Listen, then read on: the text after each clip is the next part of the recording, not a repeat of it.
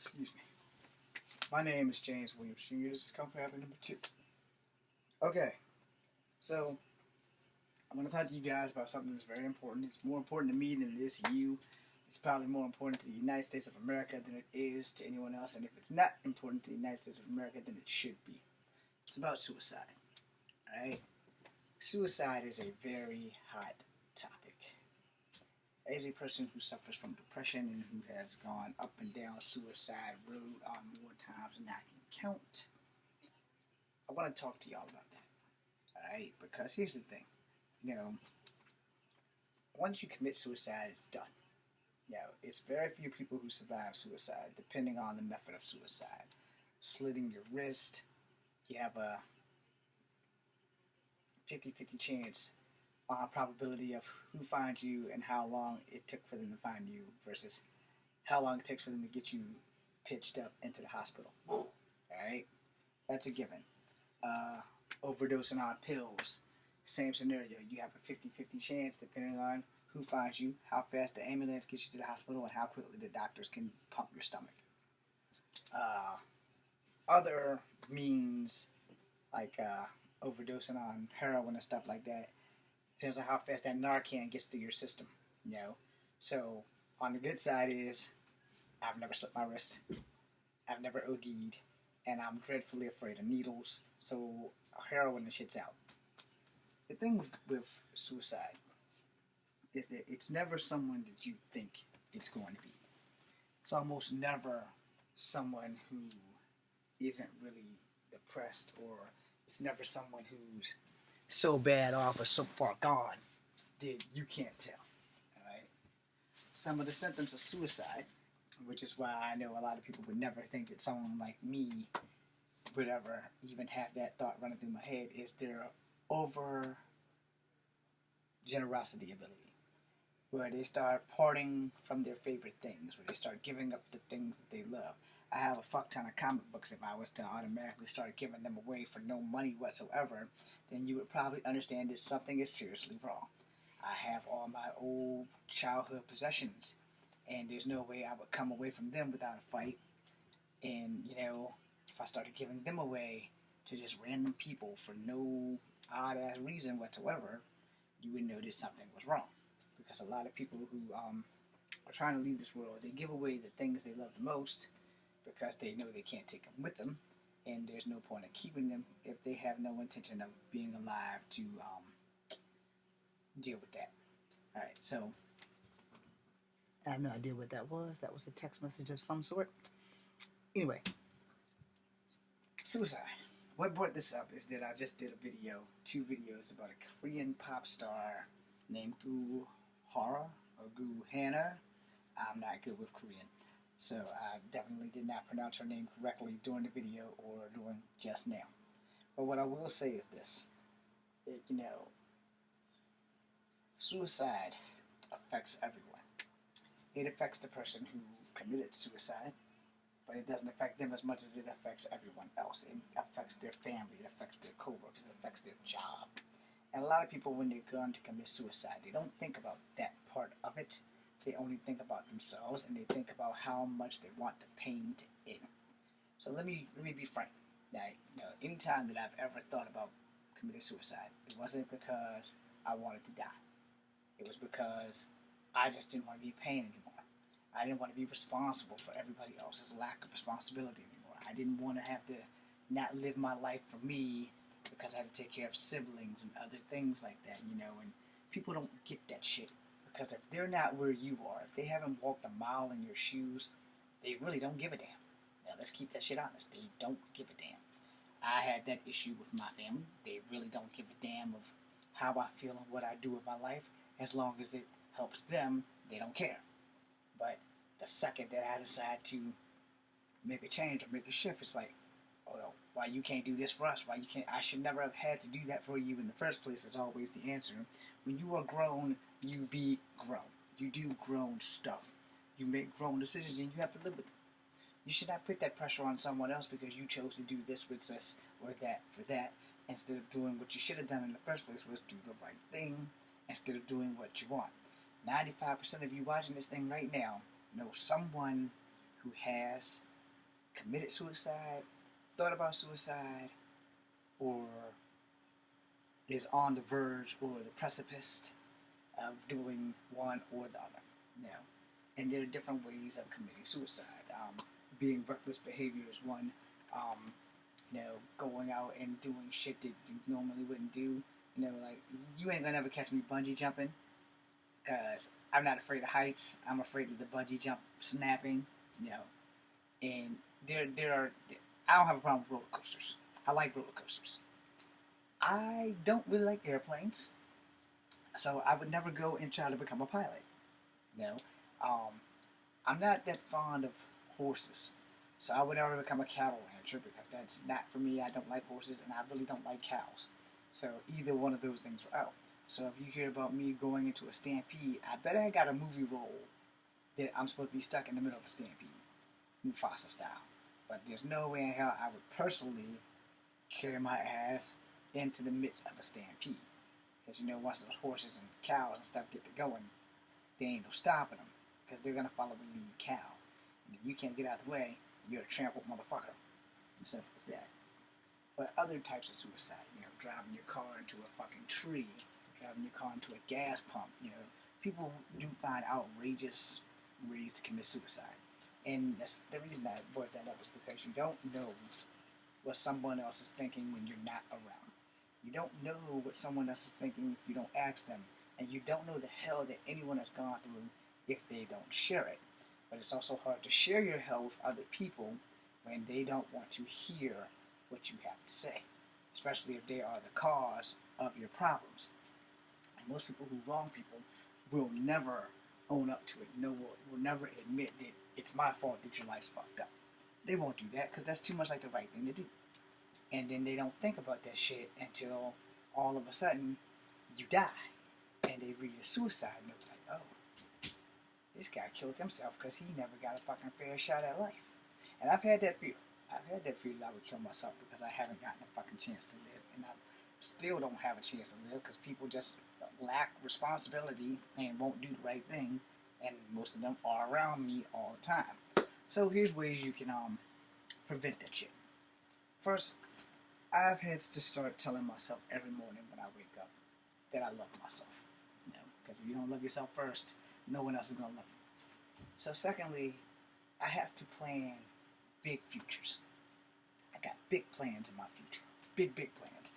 I don't give a damn how big of a celebrity I come, but as long as my celebrity is used to make a difference in someone else's life, because a lot of people have not made a lot of difference in mine, and especially family with like little to no support on helping me get this journey going or anything like that, just getting in my way.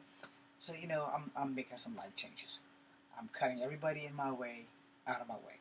I'm not going to keep doing things to help them hurt me. And that's the thing. You have to realize what's hurting you and what's helping you. And for a person who's on the verge of committing suicide, they no longer know. They no longer care. And the thing with that is that they live day to day trying to figure it out. But the problem is not that they can't figure it out. It's the problem that most of the time they won't acknowledge it, or the person that's causing the problem also won't acknowledge it. Acknowledgement is a very important thing to someone who is suicidal. If you're doing something wrong to me and I tell you about it, and you don't want to sit down and hear the shit, you've only escalated the problem, getting me go ahead and ending it versus me letting you hear me out and trying to talk it out and work it out. 9 times out of 10, like I said at the beginning, no one who has ever wronged you is going to sit there and own it. They're not going to hear how they fucked you out of your life. They're not going to hear that shit. They don't want to hear that shit because they know they're guilty. And they're not going to answer you for it. They will answer to the man upstairs, though. But, you have other things that make people commit suicide. I was bullied as a child. I was bullied as a child from grade school to high school and even in college. And the thing with that is, the only reason why the bullies got away with it is because I like my freedom. It's illegal for me to kung fu kick the shit out of somebody in their chest, or their throat, or their neck, as I try to cut off their freaking head with my foot. It's not going to happen. I know I can do it, but I weigh the pros and cons. I like my freedom, but I really want to beat the shit out of this person. My freedom, I get to shower when I want. I get to eat what I want. After kicking the shit out of somebody, I'm property of the state. Which means they tell me when I can wash my ass. They tell me what I can eat. They tell me where I'm going to sleep. They tell me when I'm going to get up. And again, they go back to, they tell me when I can wash my ass. But while I'm free, I can do whatever the hell I want. I can wash my ass at midnight. I can wash my ass at 11 a.m. I can wash my ass at 7 a.m. I can do whatever I want, and that is why a lot of people who have put me on suicide road are still breathing now. And you never know what you do or say to someone and how it's going to affect their day. You really don't. Most bullies, they don't give a fuck, you know. And then when people die, then they're like, okay, maybe I was a little hard on the guy. Maybe I shouldn't have done this. Well, it's too damn late once that person that you fucked with has died. You know. Teen girls' suicide rates have increased. Teen boys' suicide rates has decreased. Transgender teens has always been high. Transgender teens that are having identity dysphoria, dysphoria, they don't know what they are. Their brains don't match their bodies. I'm trying to explain this without being as offensive as possible. I'm trying to not offend people. Those are some of the highest risk for suicide. Girls born in boys' bodies, boys born in girls' bodies. No. Those people, also sometimes gays and lesbians that aren't transgender, just not sure if they're gay or if they're straight, those teens also have a high rate of suicide. And 9 times out of 10 is because some other kid or some cyberbullying now has happened and has drove them to the edge. And once you hit the edge, you got nowhere to go but down from there. But if you're already over the edge and you're going down and you're constantly getting beat down, it's only so much you can take before you reach fuck it. Most people don't want to die. They just want the pain to stop. That's all. I'm making this video because I'm one of them people. I suffer from depression. I'm not ashamed to say it, because if I don't say it, then it's not real. If I do say it, if I admit that I have the problem, I can fight the problem. And I am fighting the problem. I have help fighting the problem. I have mentioned in my other video, I have 4 friends that I can reach out to at any time, at any point in time. Now, I do try to keep it at a reasonable hour. I will not call all other people that I named in the other video at 3 a.m. in the morning. It would have to be a serious emergency for me to do that. But the cure for me not having to do that is called PlayStation. If I'm having a really bad moment at 3 a.m., I'm going to cut on this PlayStation. I'm going to do everything I can to see the sunrise. PlayStation 3, PlayStation 4, I'm going to cut that shit off. I'm going to do everything I can. If I have to get up in the morning and go out and do shadow boxing or some kung fu. Those are things that keep me active and keep me positive about myself. A lot of people commit suicide and stuff because they don't have positive thinking about themselves. You know, and those are the people that you will never see coming until it's too late. You know, someone who doesn't have a positive look at themselves can fool you any day of the week, and they can play that role. You watch these depression commercials, that shit's on point. It's like 100% on point, because those are the things that I would do. You know, it's like, people would ask me how I am, and I'd say I'm fine. Now when they ask me how I am, I tell them the truth. I'm breathing. I will let you know when things change. Because I'm breathing is an honest answer. I'm fine. I might not be fine. I'm fine because I'm here. But am I fine because I want to be here?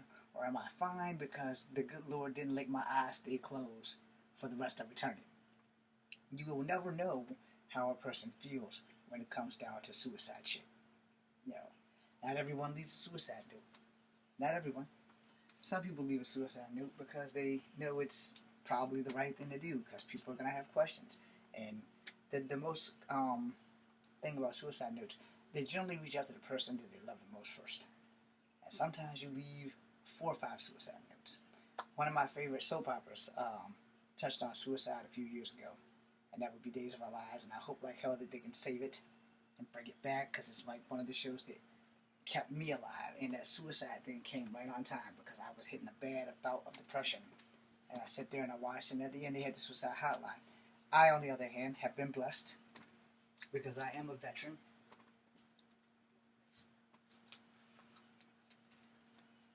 See if I can find the damn thing. Okay, wasn't that it?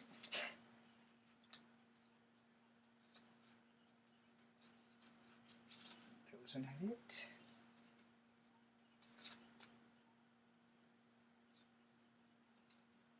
That's my Battle Buddy card. That might be important. You know, those are my recruiter cards. Got to keep them because one of those guys picked away. All right, cool. Got it right here.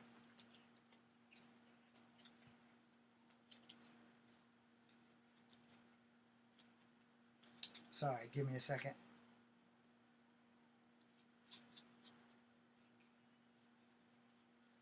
Yeah, I've got to get a new wallet.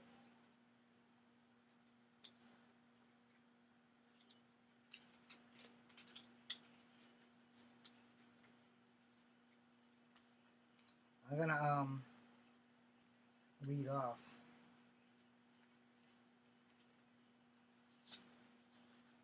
I'm gonna read off this stuff from my veteran suicide card.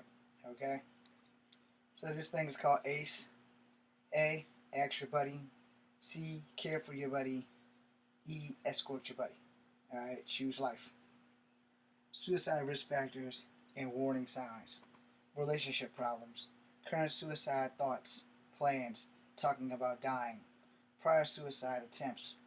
Family history of suicide. Isolating and appearance. I can't pronounce that word, but then it has depression. I'm number 5, depression. Post-traumatic stress syndrome or disorder. Alcohol abuse. Sudden purchases of firearms and weapons. Self-defense acts and dangerous activities. Well, I've always been a martial artist, so I'm kind of excluded from number 8. Number 9, financial and legal disciplinary problems. I've always been able to manage my money. Sometimes not, but more than likely. Alright, traumatic childhood experiences. As I told you guys before, I was bullied as a child. I also was a street fighter from the age of 6 to 12. Alright, giving away possessions. That's number 11. And number 12, perceived loss of military career. Yeah, I got number 12 too because I did get an honorable discharge from failing to adapt with my rifle. So ask a buddy. It says ask. Have the courage to ask questions. Be calm, but stay calm. Ask the questions directly, e.g., are you thinking about killing yourself? Care for your buddy. Remove any means that can be used for self-injury. Calmly control the situation. Do not use force. That would be the C for care for your buddy. Actively listen to produce relief. Escort your buddy. Never leave your buddy alone. Escort to the claims of the command and the chain of command, the chaplain, behavior, professional, primary care provider. I'm going to have to see if they can get me another one of these cards because my shit's all dusted up. I've had it in my wallet since I left the military. I will tell you, when I first got out of the military, I kid you not, or as we used to say in my younger days, I bullshit you not. I probably wasn't fast enough to think about it when I got out. The first thing I did, for about a year straight, every weekend, I was at the Biltmore. This is not a bad promotion for the Biltmore. This is a bad promotion for me. I drank until I can't. You know, I'd go to the Biltmore, and I'd have a 3-drink minimum. So I would only drink to get my buzz. I would never drink to get drunk, because I knew I'd be more dangerous if I was drunk. But if I had my buzz, I'd have enough synaptics to know how to walk away from stuff. So every weekend, Friday, Saturday, Sunday, 3-drink minimum, or 3-drink maximum, and I'd go to the Biltmore, and I'd spend about $30, $40 all weekend long. You know, Friday, get off from work, Biltmore. Saturday, get off from work, if I even went to work, Biltmore. Sunday, Biltmore. Then it became only Fridays and Saturdays. Then I got a problem where I ran out of money, so then it only became Saturdays. And once I really ran out of money, I was good. I kind of got snapped out of it. I will drink a little bit of vodka every now and again, but I realized also that it was becoming a problem. and everybody isn't like me. A lot of people can't realize when they have a problem and they don't want to address it, they don't want to face it, and this leads to problems, which is also what led me to the great Dr. Bishop, which got me on the plan, and I started following the plan, and then weekends I started going down my dad's, and then we had found out about this goddamn hip. The hip replacement was the be-all of all things, because that's what really led my depression from good to fuck. So, then that happened. Now, the story might have been stagnated a little bit, because I know I didn't stop drinking until I ran out of money. I didn't really run out of money until just before the hip replacement. But after the hip replacement, I didn't do any drinking. I swore off alcohol for a long time. Don't even take an occasional sip now. And I started writing Love 13. I do not have a publisher for it. And then somewhere before the end of it, my dad died. So I finished it, but I still don't have a publisher for it. I really hit a bad depression when I had to do all the traveling to Richmond when my dad no longer was alive.